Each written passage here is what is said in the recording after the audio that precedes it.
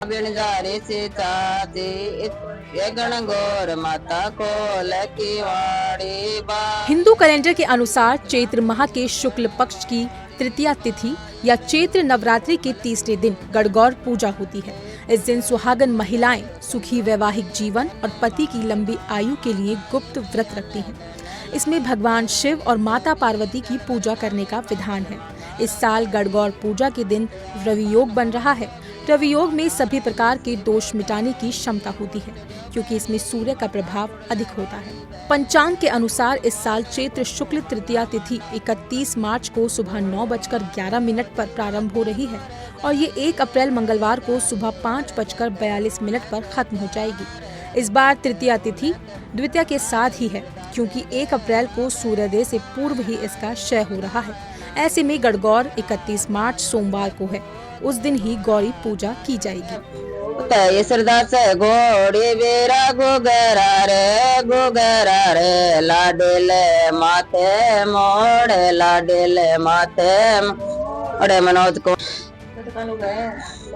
आटी की मारे रोवा बाइक सोवे तो सूरजमल जी बैठे गड़ाई टीकी आटी की मारे गोरा बाइक सोवे तो ये श्रद्धा जी बैठे तो विकास कुमार जी बैठे गड़ाई टीकी टीकी पाना खड़ के जुमा टीकी हरो नगी नोय एल खड़ कर लो एल खेल नंदी जाओ पानी कड़ जासी जे आदो जासी अलिया गलिया आदो ईश्वर दास नाची जे आदो जासी अलिया गलिया आदो कनराम नाची नाय दो करा बदावना गोरा जायो पूत जे नाय दो करा बदावना लाडल जा ए हड़दा लियाओ पड़दा लियाओ बंदर वाल बनाओ जे सार के सोई लियाओ पाट का तागा से मरद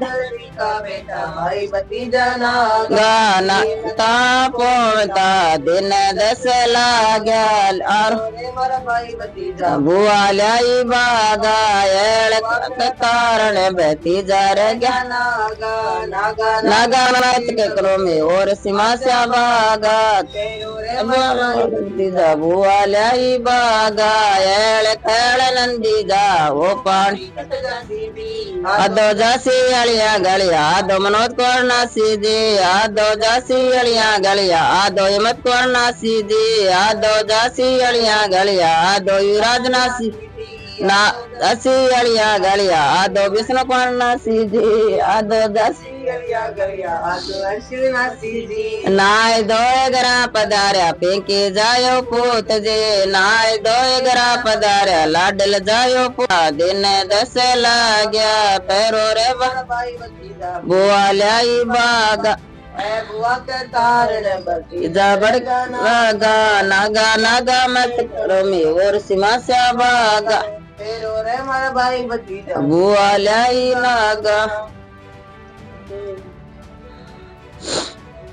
कहानी कसी कार तो कसी जी बताएं किस तरह से बना रहे हैं गणगौर? ये 8 दिन तो है ना, इसको पिंडी से पूजा जाता है, जो होली के बाद बनाई जाती है। जो होली की राख होती है ना, उससे हम पिंडी बनाते हैं, गोबर की बनाते हैं।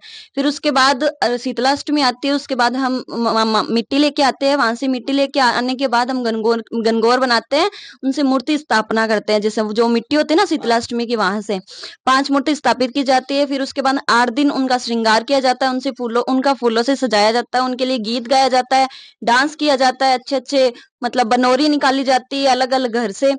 ये करते हैं 16 दिन के लिए, और ये अच्छे से हो जाए फिर उनके बाद 16 दिन के बाद 16वें दिन उसके मतलब जो कुएं में है ना, उनको स्थापित करते हैं, उनका विसर्जन कर देते हैं। जी, गणगौर के बारे में, गणगौर तो हमारी सदी से चलती आ रही है। हम हर साल जब भी शादी होती है तो गणगौर कुंवारी लड़कियां ही पूछती है और शादीशुदा भी पूछती है। ये एक रीत है हमारी। इससे सारी लड़कियां शादी के बाद अपने पीहर आती है, अपनी सारी सहेलियों से मिलती है, सारी सहेलियां मिलकर नाच कूदी यही चलती है उनके बीच में। गणगौर लाई जाती है और शीतला माता के दिन मिट्टी लाते कुम्हार के घर से, गणगौर बनाते हैं, उनका श्रृंगार किया जाता है। उनको रोज सुबह उठ के उनकी ऐसे फूल लाते हैं, उनकी ऐसी पूजा करते हैं, उनको पानी पिलाते हैं, फिर बनोरा निकालते हैं उनकी।